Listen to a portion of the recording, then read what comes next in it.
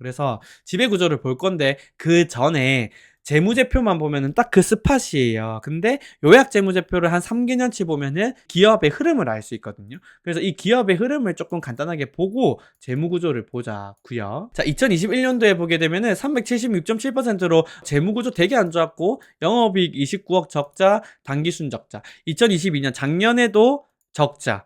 올해도 사실 한 마이너스 6에서 마이너스 7억 정도 돼야 되는데 18억 정도 수익이 났죠. 그래서 요것도 실질적으로는 적자다 이렇게 생각을 해주시면 좋고, 매출액 같은 경우에도 계속 요맘때에서 유지를 하죠. 큰 성장도 없습니다. 근데 여기서 조금 특이점이 있죠. 뭐냐, 야 재무구조 엄청 안 좋아졌는데 갑자기 부채 비율이 100%대로 확 줄어드네.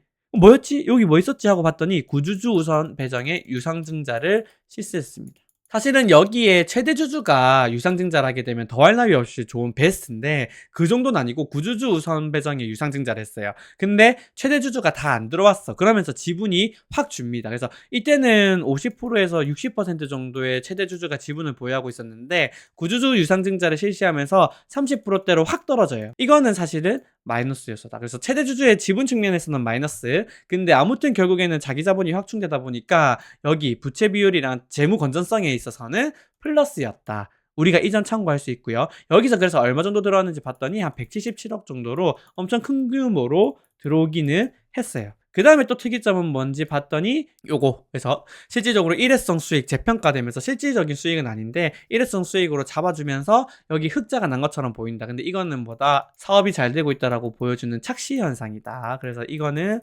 플러스 요소로 보지 마셔라. 요 정도만 조금 보시면 될 것 같아요. 됐죠? 그래서 여기서 뭐예요?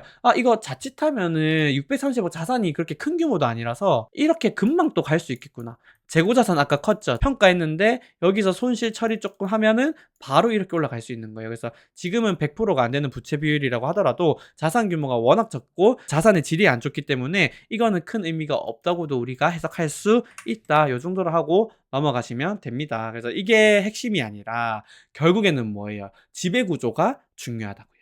그래서 지배구조를 한번 같이 살펴보자는 거죠. 이게 지금 지배구조인데 아무튼 주인공은 여기 있어요. 형지 INC의 최대 주주를 봤더니 30.45%로 최병호 회장입니다. 근데 최병호 회장이 여긴 안 돼 있지만 형지 리테일을 보유하고 있고요.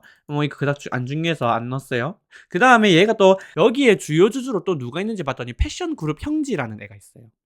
얘가 한 3% 정도 보유하고 있더라고. 그래서 얘 뭐야? 하고 봤더니 이 패션그룹 형지를 통해서 최병호라는 이 회장님이 되게 다양한 기업들을 지배하고 있어요. 그래서 보면은 최병호가 직접 형지 INC를 30% 정도 보유하면서 지배를 하고 있고 100% 보유하고 있으면서 형지 리테일 이렇게 되는 거고요. 그 다음에 세 번째로 뭐예요? 패션그룹 형지를 보유하고 있는데 이 패션그룹 형지를 100% 보유하고 있으면서 그러면서 얘를 봤더니 카스텔 바작이라고 하는 애 들어봤을 거예요. 이 빨간색으로 되어 있는 게 상장사입니다. 그 다음 그 밑에 뭐예요? 형지 엘리트.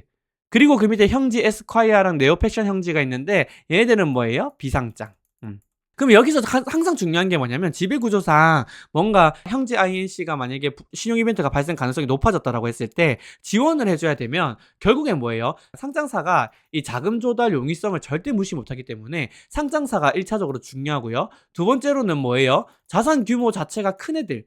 얘네들은 뭔가 현금 자산도 많이 보유하고 있을 수 있고 그러면 유동성 공유가 가능하겠죠. 그래서 이 두 개가 중요합니다. 그래서 봤더니 카스텔 바자그러 형지 엘리트 그리고 얘는 조금 작고 네오패션 형지가 좀 커요.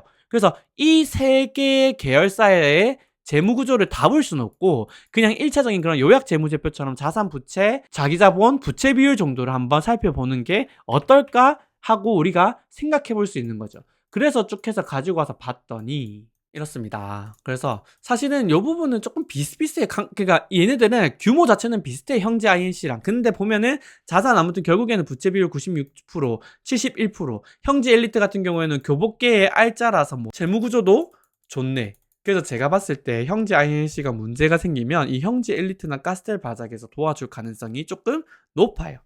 그리고 네오패션 형제 같은 경우에는 자산 규모는 엄청 큰데요.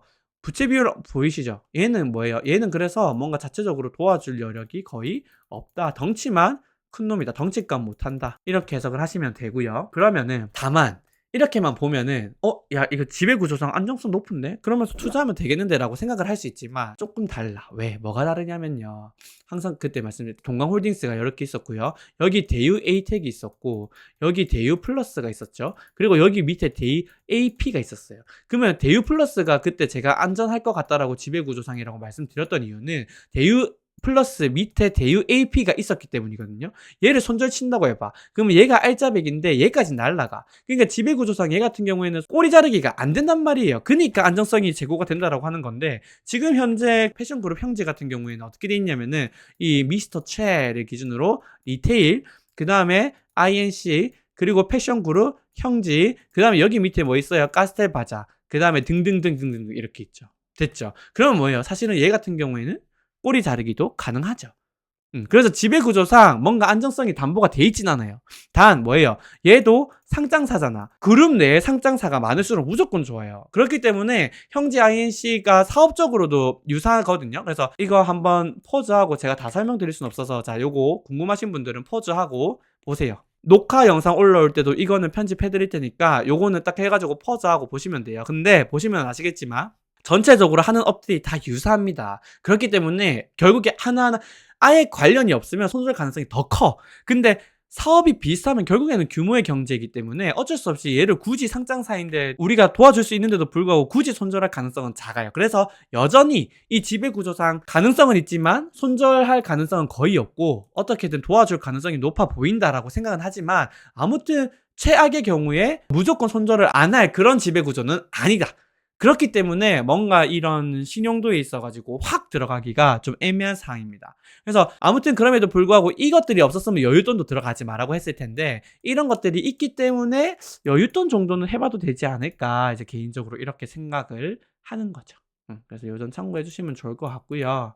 야 근데 지배구조 너무 작은 거 아니야? 라고 오해하실 수 있는데, 여기서 보면은 여기 지금 가스바자 상장사니까 당연히 상장사를 55%나 가지고 있으면 엄청 많이 가지고 있는 거고요. 근데 상장사 치고도 형제 엘리트는 너무 작죠. 17%. 근데 얘 같은 경우에는 가스텔 바자기 한 7% 가지고 있고요. 형제 INC가 한 8% 정도 보유하고 있어요. 이거 다 쓰기 귀찮아서 안 했거든요. 그래서 도합, 이 패션그룹 형제 그룹사에서 이 형제 엘리트에 대한 지분을 한 32.7% 정도 보유하고 있기 때문에 상장사 최대주주 지분치고는 절대 작지가 않다. 우리가 이렇게 한번 보시면 됩니다.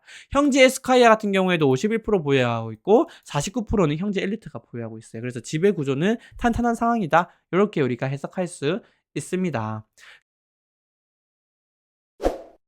아무튼 최종 의견은 이렇게 해서 말씀을 드리자면은, 첫 번째 뭐 재무구조상 자체 상환 능력은 거의 제로다. 다만 현금 흐름상에서 내년 2월 전환사채를 상환하기 전까지는 그렇게 신용 이벤트가 불거질 가능성이 거의 없어 보이기 때문에 단기간 보유를 목적으로 하는 공모 BW 청약에 대해서는 조금 한번 고려를 해볼 수 있지 않을까? 다음 뭐예요? 절대적인 신용 위험이 절대 낮은 게 아니기 때문에 여윳돈 정도로 해보는 게 어떨까? 이렇게 생각을 하는 거고요.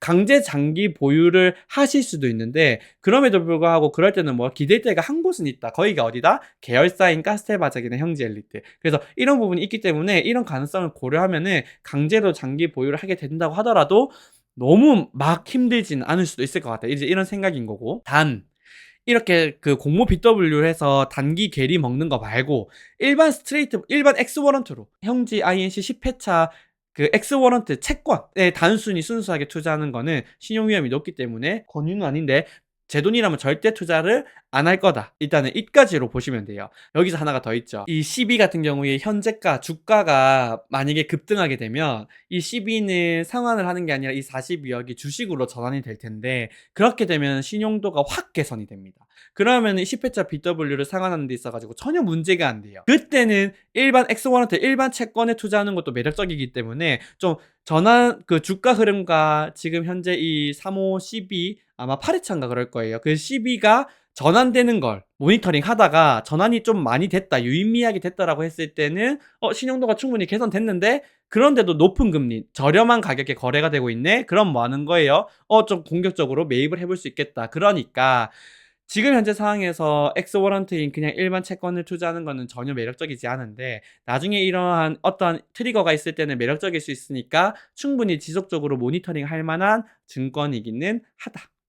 이렇게 우리가 정리를 할 수 있어요. 그래서 이 정도로 해주시면 되고, 그룹 내 상장사가 많을수록 좋군요. 근데 이유는 뭘까요? 아까 좀 말씀드리긴 했는데 잠시 자금 조달 용이성이 있어서 비상장사보다 상장사가 훨씬 좋아요. 그룹사 차원에서 자금은 항상 조달해야 된단 말이에요. 유상증자를 통해서 지분증권을 통해서 자기 자본을 확충하든, 아니면 채권을 발행함으로써 이제 그 차입금을 가지고 현금을 자금을 조달하든, 이러한 방법들이 있는데 비상장사는 접근성이 너무 낮잖아요.